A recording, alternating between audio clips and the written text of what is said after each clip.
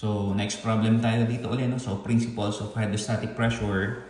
Basahin ko yung problem statement. A cylindrical tank having a diameter of 1.5 meters and then height of 4 meters is open at one end and then closed at the other end. So, it is placed below the water surface with its open end down. So, nilubog natin siya ng pabaligtad. So, ang question dito is, how deep below the water surface should the tank be placed if the depth of water inside is 1.8 meters? So, ang hinanap natin dito is yung corresponding depth. So, label natin siya as X, diba? So, initially, meron tayo ditong cylindrical tank. So, nung nilubog natin siya upside down, meron matatrap na hangin. So, kung nare-recall niyo yung sinabi ko sa inyo last time, so, ang sinabi ko sa inyo last time was that supposedly meron tayong gas or vapor inside. Yung pressure all throughout of the gas or vapor's confinement is said to be the same. So, lagay na lang natin dito. Ito yung tinutukoy nating trap air. So, trap air to. So, ano meron sa trap air dito? So, lagay na lang natin statement at this point, yung tinutukoy nating air exerts the same pressure at all points of its confinement.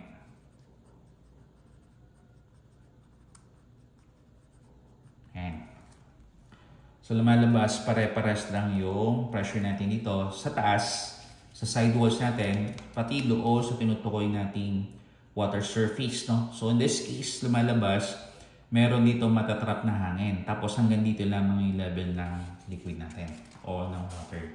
So, kung titignan natin yung corresponding configuration, meron tayo dito makikita yung highest intensity ng pressure tapos least intensity ng pressure. So, tingnan natin.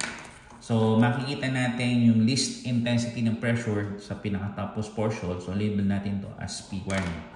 And then, eventually, kung titignan natin, makikita natin dito is ito yung pinaka-level ng liquid. So, pwede dito or pwede sana dito. However, wala tayong magiging basihan para masolve natin siya. So, supposedly, dito natin siya ilagay. Ayan. So, ito naman yung tinutukoy nating P2. Ayan.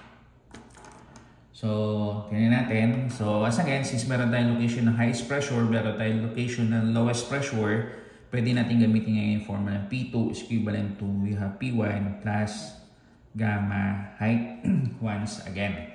So, dalawang setup o scenario natin dito sa pinaka-problem statement. Una, yung cylindrical tank, hindi pa siya nakalubog. So, sabihin, kung yung cylindrical tank natin hindi pa siya nakalubog, definitely meron pa rin hangin yung pinaka-cylindrical tank natin. And then, eventually, yung pinaka-cylindrical tank natin, nilubog natin siya, meron na na-trap na hangin, di ba? So, lumalabas, lagay ko na ng statement na there are two possible conditions. So, there are two scenarios. So, yung dalawang scenario natin dito is ito. So, scenario number 1. Ang scenario number 1 natin is that yung cylindrical tank, so, cylindrical tank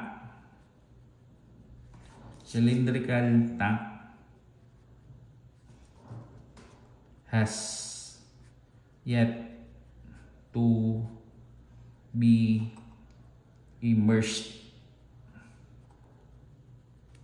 Then, ang scenario number 2 naman natin is that cylindrical tank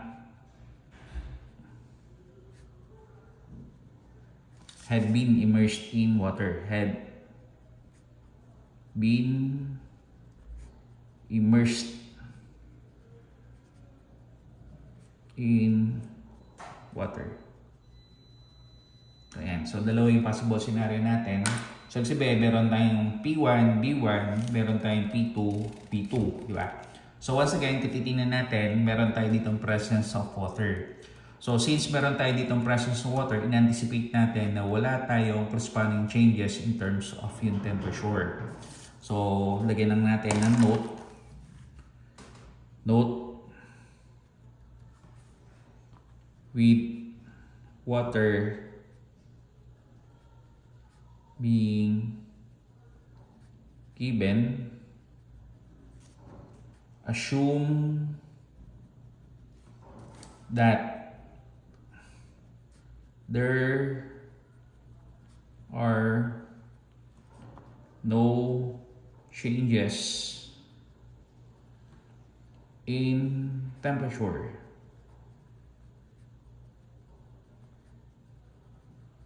As in, yung temperature natin is set to be constant. So in this case, so gagamitin natin ng Boyle's law once again. So use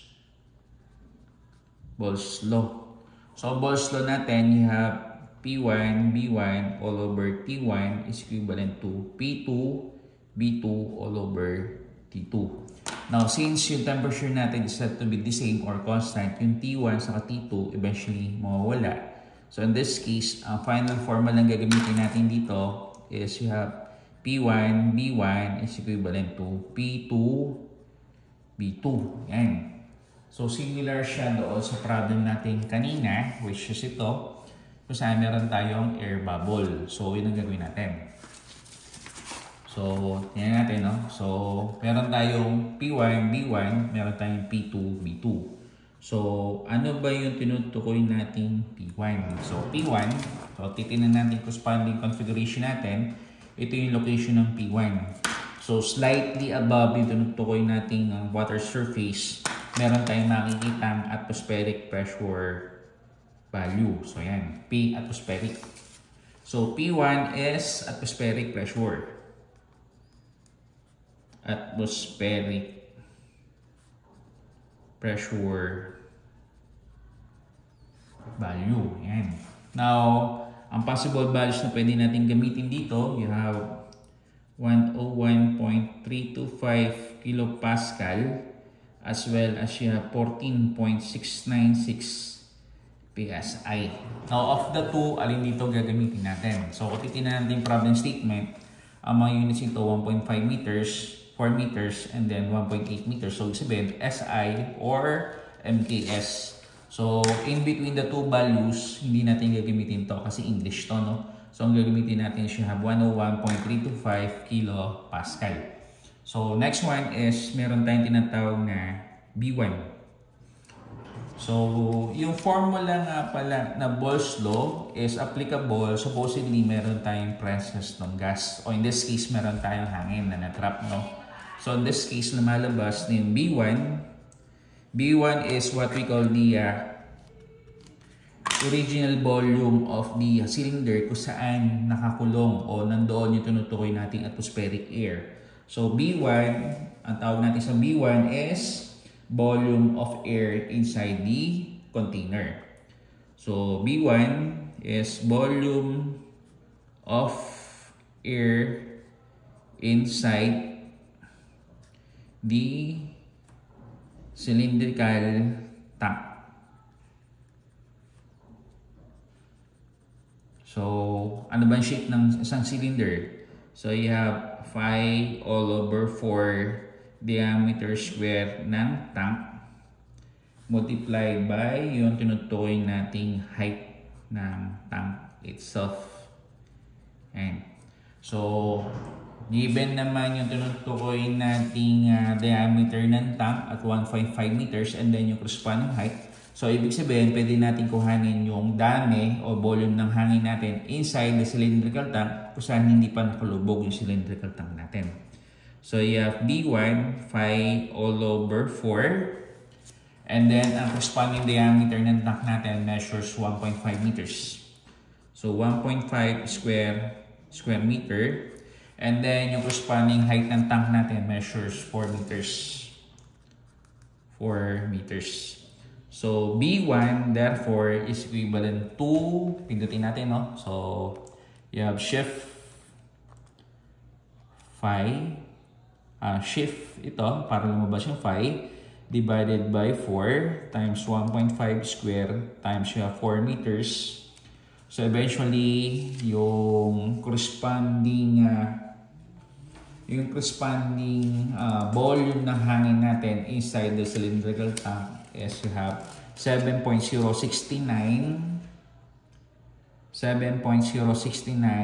cubic meters. So, or para buo, 9 all over 4 phi. So, 9 all over 4 phi.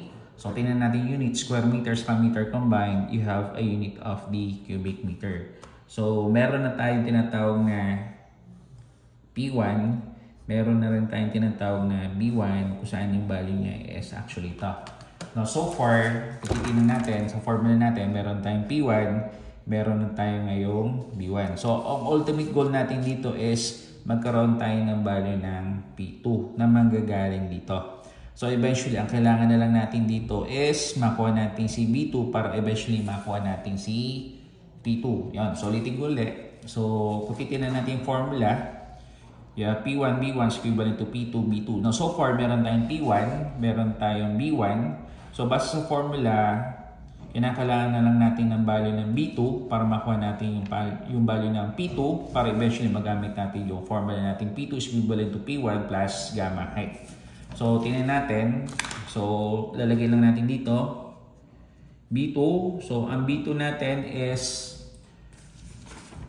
ang condition o scenario number 2 natin is yung cylindrical tank had been immersed in water. So, sabihin, hindi na natin fully gagamitin yung height ng tank which measures 4 meters. Kundi, kukuha natin difference ng 4 as well as 1.8 meters. Kasi ito lang yung kinakailangan natin.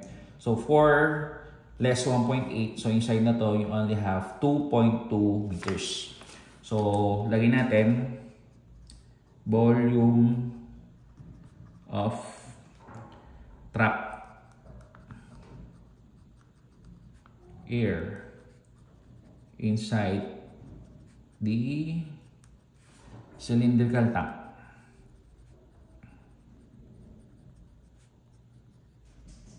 Ngayon. So, ang formula natin dito is you have phi all over 4 diameter ng tank square and then yung height lamang ng trap air. Ayan. So, B2 therefore is equivalent to phi all over 4. And then diameter ng tank, again, ang diameter ng tank natin dito is you have 1.5 meters. So, 1.5 square meter and then yung height ng trapped air. So, ito yung total height ng tank natin measuring 4 meters. Merong pumasok bahaga na water. So, sabihin, you have the difference between 4 and then 1.8. So, 4 minus 1.8.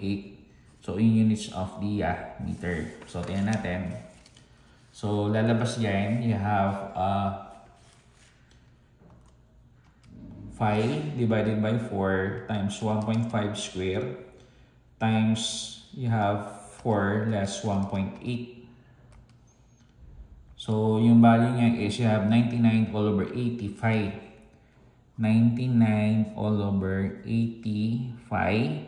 So, unit niya is you have cubic meters. Diba? So, meron tayo ngayong B2 which is equivalent dito. Now, since meron na tayo ngayong value ng P1, meron tayong value ng B1, and then meron tayo ngayong value ng B2, pwede na natin gamitin yung Boyle's law, diba? So, lagay lang natin dito using Boyle's law. So, using Boyle's law, yan. In that P1, B1 is equivalent to P2, P2. So, lalabas ngayon dito, you have P1, B1 all over B2 is equivalent to P2. Yan. So, lalabas ngayon na yung P2 natin is equivalent to P1. Ang P1 natin is you have 101.325 kilopascal, 101.325 kilopascal, and then B1 natin you have 9 all over 4 pi. So 9 all over 4 phi in units of the cubic meter all over yung value ng B2, which is 99 all over 85 cubic meter. So 99 all over 85 cubic meter. So eventually magka-cancel out yung cubic meter. I-retain natin yung unit na kilopascal para sa pressure, which is P2. So i-tabulate natin. So you have 101.325 times you have 9 all over 4 multiplied by phi all over 99 all over 80, and then you have phi once again. So simplify natin, ang value ng pressure natin at P2, you have 184.2273. So yung value natin ngayon dito ng P2, you have 184.2273 kilopascal. Ayan. Now, since meron tayo ngayong P2 value, eventually, ibig sabihin nito is pwede na tayo ngayon bumalik sa ating original formula na ginagamit sa principles of hydrostatic pressure, which is P2 is equivalent to P1 plus gamma height. So, lagay lang natin dito. So, sabihin natin. So, P2 is equivalent to P1 plus gamma height n. So, meron na tayo ngayong value ng P2. And then, base dito sa original configuration natin o sa figure natin, na yung P1 natin, ang value niya is what we call the atmospheric pressure value. Kung saan ang value niya is you have 101.325. So, meron tayong P2, meron tayong P1. Since ang substance naman natin involved is actually water, meron tayong gamma, eventually meron tayong makukuha height. So, height therefore is equivalent to you have P2 minus P1 all over gamma ng water. So, sulat natin, ang value ng P2 is you have 184.2273 less P1. Ang value natin ng P1 is you have 101.325.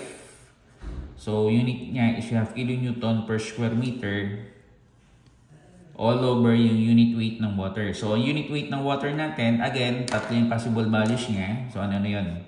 So, pwede siyang 1,000, pwede siyang 62.427, and then pwede siyang 9.806. Now, since compatibility ang usapan natin, ang gagamitin natin dito is yung value ng 9.806. 9.806, ang unit niya is you have kilonewton per cubic meter.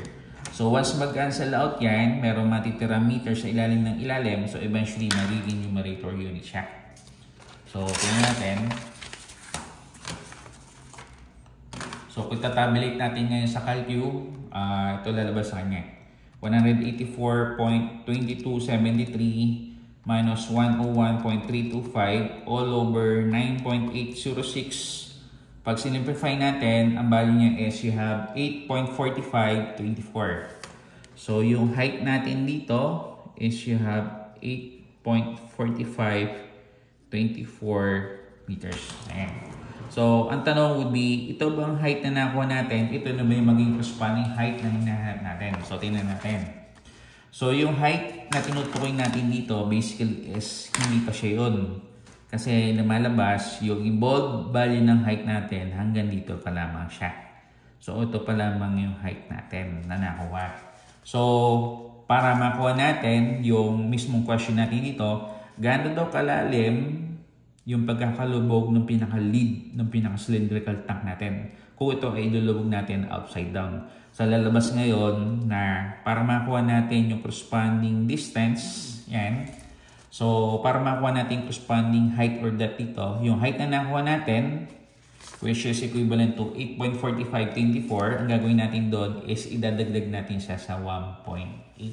And 1.8. So, lagay na lang natin. Therefore, yung necessary height for a cylindrical tank